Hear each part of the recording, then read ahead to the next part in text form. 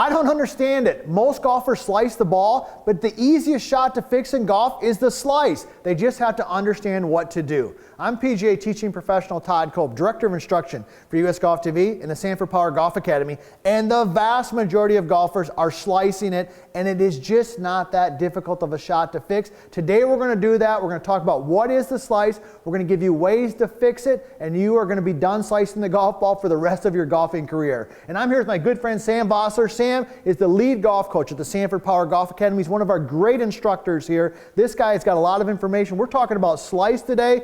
Give our viewers out there some hope. Can we fix this for them? We're going to get it done today. We're going to give you the confidence. You're going to walk away, understand why you're doing it. We're going to diagnose it, and then we're going to go through and give you some really solutions and make sure that you're leaving confident. There's nothing that's more enjoyable as a golf coach than helping people fix a slice. When we have somebody walk through the doors and they're slicing it, I'm thinking, yes, this is perfect. This is exactly what we were made for because we can fix it quickly. Now, if you haven't already, be sure to subscribe to our channel. Be sure to ring the bell so you get the notifications and leave comments. If you're slicing the golf ball, put it in there and let us know, and we'll try to help you out. We're here to help you at the Sanford Power Golf Academy and at US Golf TV to help you play better golf, specifically today on the slice. So let's dive right into this, Coach. Let's tell our viewers, first of all, we've got to cover some bases here. You got to hang with us because at the end we're going to talk about some specific drills and some bonus stuff. If you're slicing your long irons, you want to stick around. We got a couple great drills for that. But let's talk about the slice. Let's first of all define the problem, and then we're going to talk about fixing it. What is a slice? So the golf ball curves. So at the end of the day, we'd all love to hit it straight. Some of us do, but most of us have either a right curve or a left curve. So what a slice is, the ball ends up going right and it continues right. And so that would be the definition. Obviously the opposite, what we're trying to do for most golfers would be a draw, so the opposite. So first defining it and understanding what it is going to give us a little bit more of a feedback tool, so then we can dive into what are some of the causes actually of what's happening. So how would you define, because some people watching this right now might be thinking, what's the difference between a slice and a fade? Like, how can they tell, like, oh, because some people because there's a lot of great golfers who hit a fade.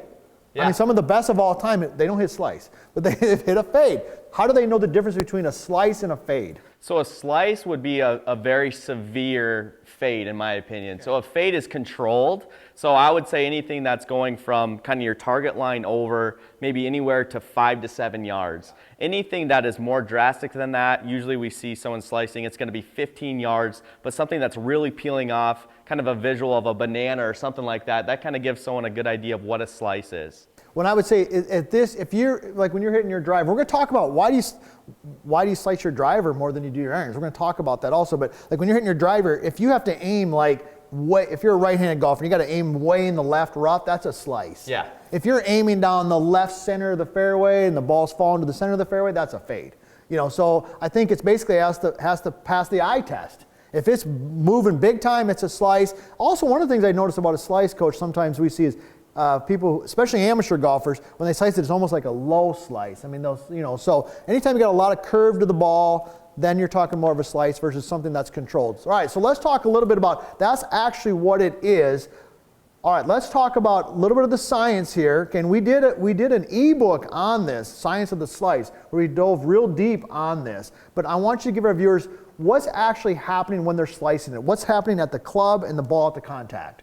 So there's two things that are really impacting where the ball goes, the initial direction and then the curve. So one thing is basically the face at impact. Where is that face at? It can be straight, it can be open, or it can be closed. So that would be one variable mixed with another variable, which is your path. Okay. So the golf club can work in different paths. It can, for simplicity, think of 3 different ones. It can work in to out. So if I'm working this way, it'd be out this way. We can work straight down the line, and we can work out to in, which would be across and left.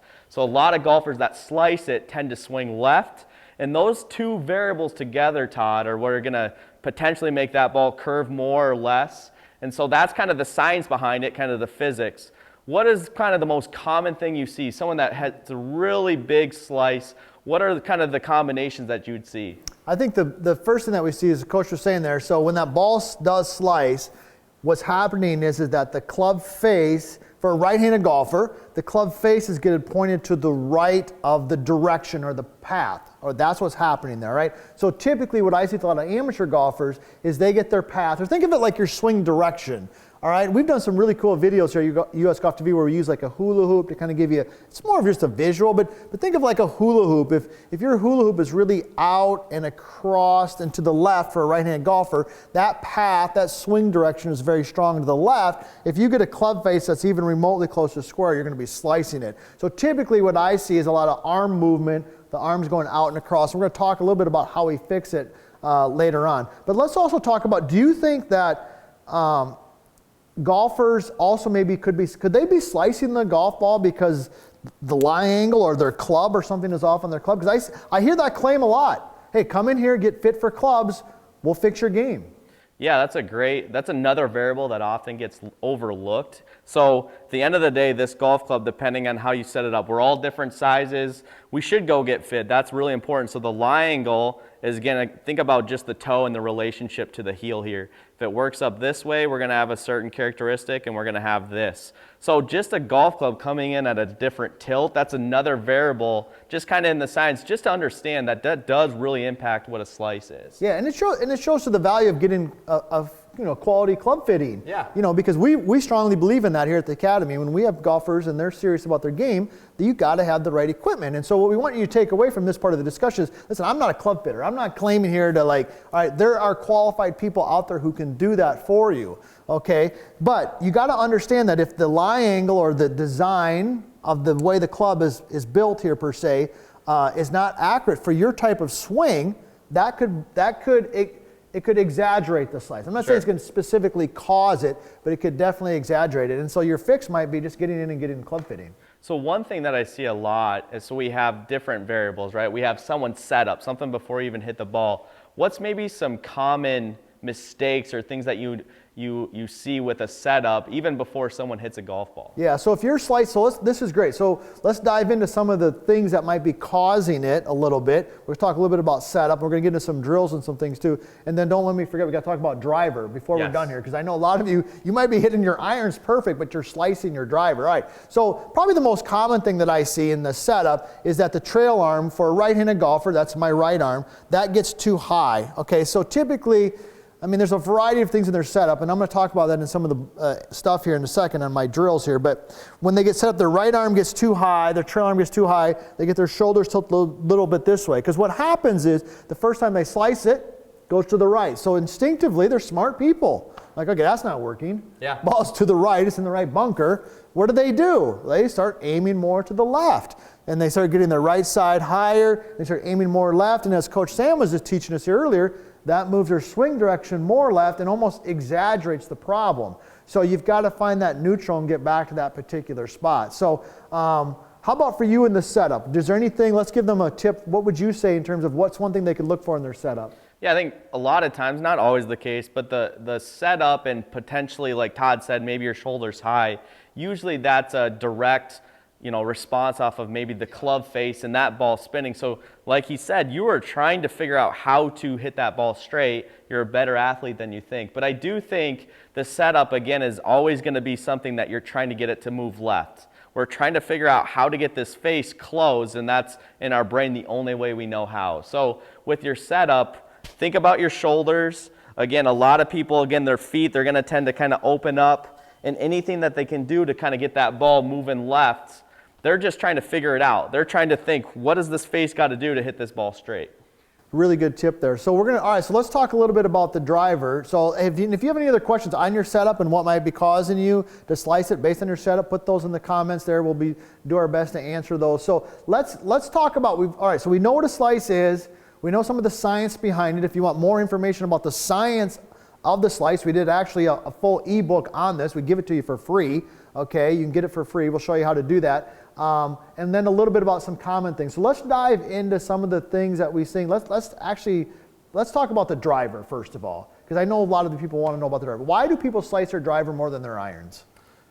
For one thing, we all want to hit the driver straight. We see this a lot. We see this a lot with students. So for one, the driver is a longer golf club. Yep. It's longer in length. There's more speed with the longer club. There's more opportunity to generate more speed. So for one, I would say that's just like basic knowledge of understanding that.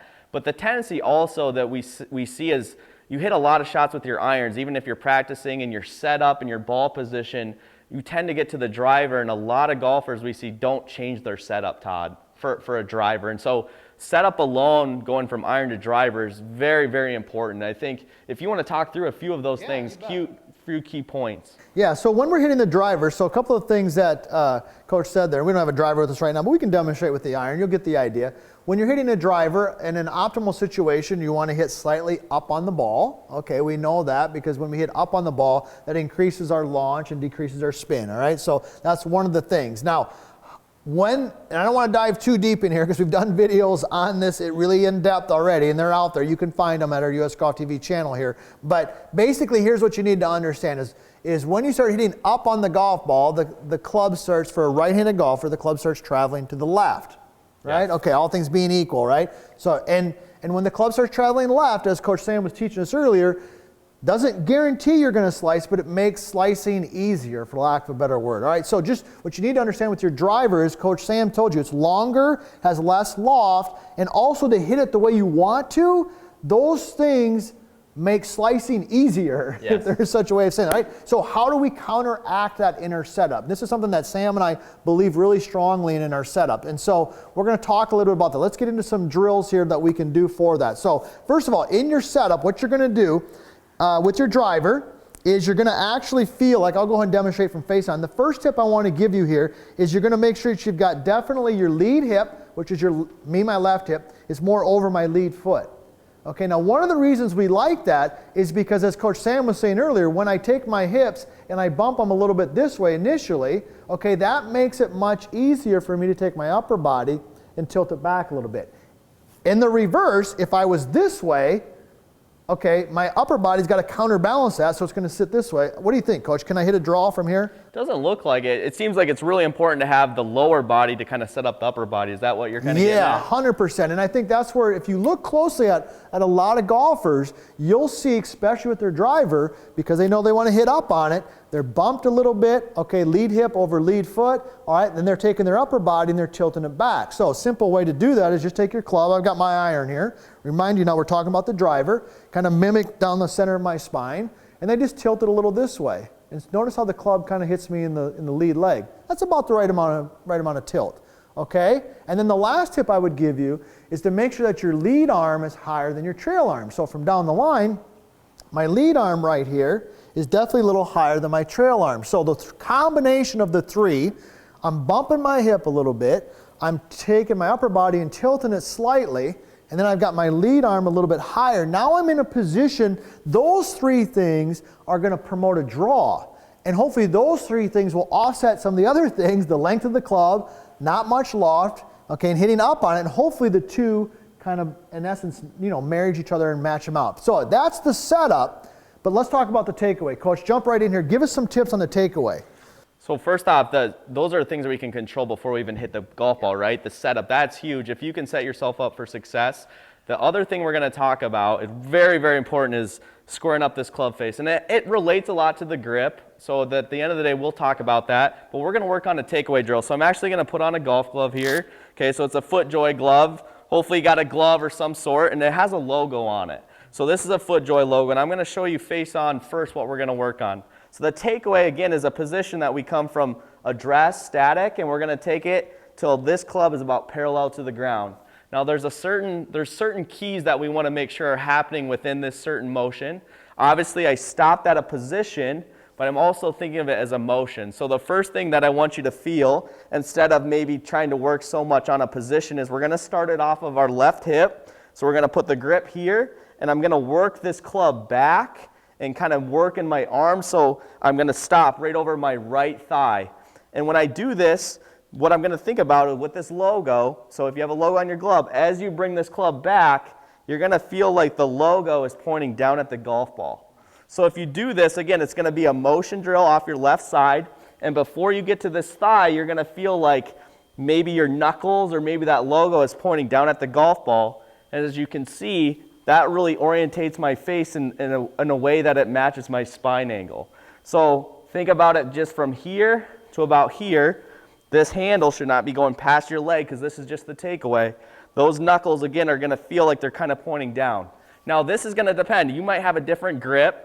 So it's all about the matchup. At the end of the day, I could have a really, really strong grip, but if I get it kind of match up here, that's good. I may not have to put so much knuckles down. If I have a weak grip, I may actually have to feel more knuckles down. So the takeaway is just going to be very, very important. Working on this to really help your slice, Todd. Show us. That's a great drill right there. So show us what would the slicer be doing? What would their club typically be doing? Because I love this checkpoint right here. So the big thing that we see with the takeaway is you get disconnected one, and the club face tends to be open or fanning open.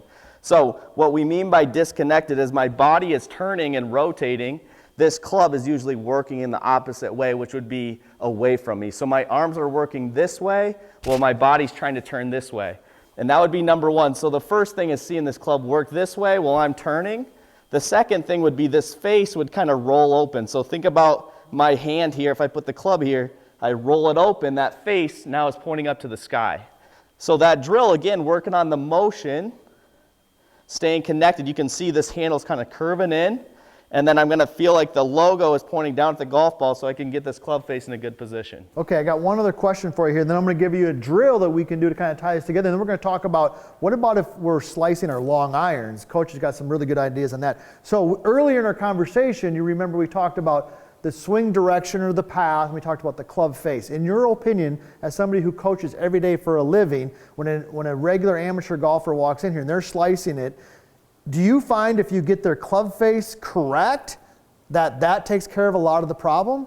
You hit it on the head there, Todd, because that's the key right there. Club face is king 99% of the time. If you can get the club face matched up here in the takeaway, we're not even talking at the top, that's going to put you in a position. This face is square, and usually what happens is a lot of golfers just tend to react pretty naturally. They start to feel that face square up. They don't have to manipulate it at the bottom. They start hitting it solid, and some of those other compromises in their golf swing start to kind of cure themselves. Yeah, 100%. And I would agree with that. I'm going to go ahead and switch spots now so we can do in the shift in the next drill. But Coach gave you a real gem right there, getting some awareness where that club face is at. Now, the other instructors might feel differently. They might say, hey, you got to fix the path or the direction first, okay? And that's okay. Everybody has their own way of doing it. What we find here, especially for those out there, if you're not hitting hundreds and hundreds of balls every week, you got to get your club face squared up. If you get your club face squared up, you're probably going to maybe even hook a couple. Yeah. And that's okay, but you're going to start seeing progress. So really good tips. All right.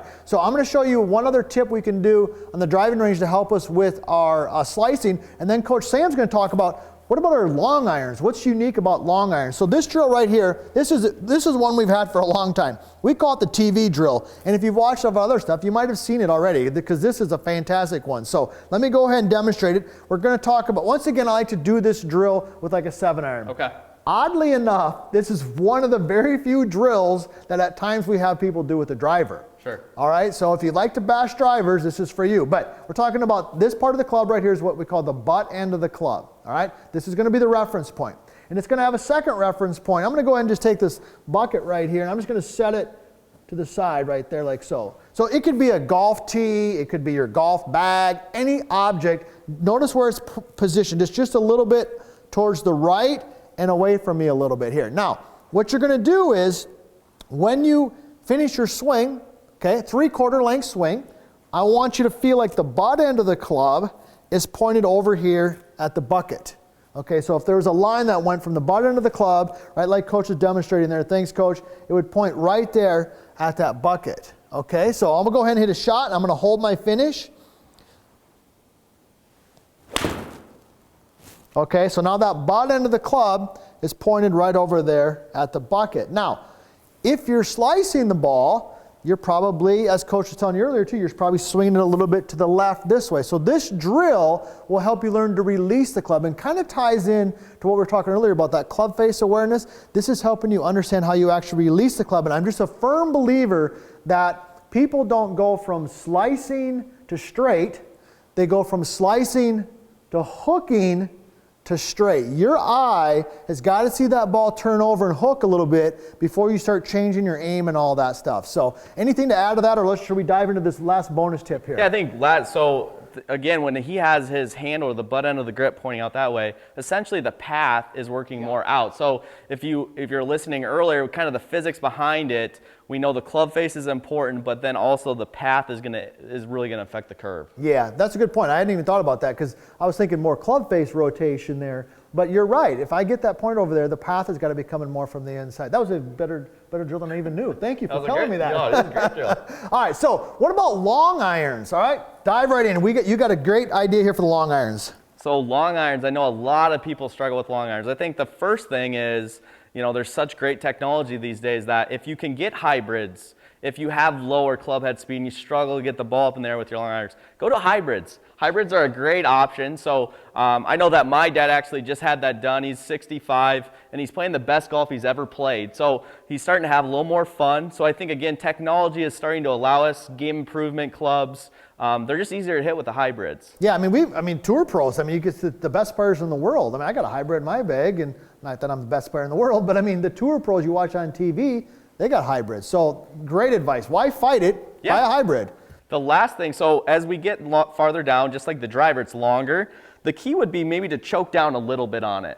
So what that does, if you choke down on a golf club, I would recommend it for any golf club. It gives you more control. The closer that we can get to this club face, the more control we have over it. Sometimes those longer clubs just give us fits because it's just a longer arc in the golf swing. So we have a choke down, and then we're actually going to feel like the ball position is absolutely crucial here. We're going to put the ball position maybe a little bit back for most golfers. That's going to help this. And if we do this, again, we're just going to, those two simple things, choke down on a little bit, just feel like you're kind of sweeping the ball, and then just work through the shot. I love that tip. I love that tip. So you're going to be choking down on it just a little bit. You're going to be moving that ball back a little bit. The idea about getting a hybrid, I mean, those are great ideas because, a long iron is a tough club to hit. And one thing that I didn't mention, my follow through, I felt more of just kind of a controlled swing. I wasn't trying to swing really high and long. I kind of had a flighted type of a swing, a little sawed off. So if you slice the golf ball, you do not need to keep slicing the golf ball. I'm here to tell you it's not that difficult of a shot to fix. Okay, it's the most common thing we see, and if you get good information, if you do the things that we've been talking about, you're not going to slice the golf ball anymore. So next time they head to the golf course, you're going to the golf course tomorrow or this afternoon, what are they going to do? First thing, club face awareness. Make sure you're getting that club face square. If you do that, also with the setup stuff that Todd talked about, those things together, you're going to be set up. And then that TV drill where you're really working on that handle over a target out kind of at 2 o'clock, that's a perfect drill to implement everything. You're going to start to see that ball turn over and have a blast. Yeah, no reason to be slicing the golf ball. This information is going to help you do that. We hope you found this information helpful. We appreciate you sticking around. Be sure to subscribe. Be sure to leave a comment. If you got any questions, we'll answer those. Slicing no more. Stay tuned next time because we're going to be having more great information to help you play better golf.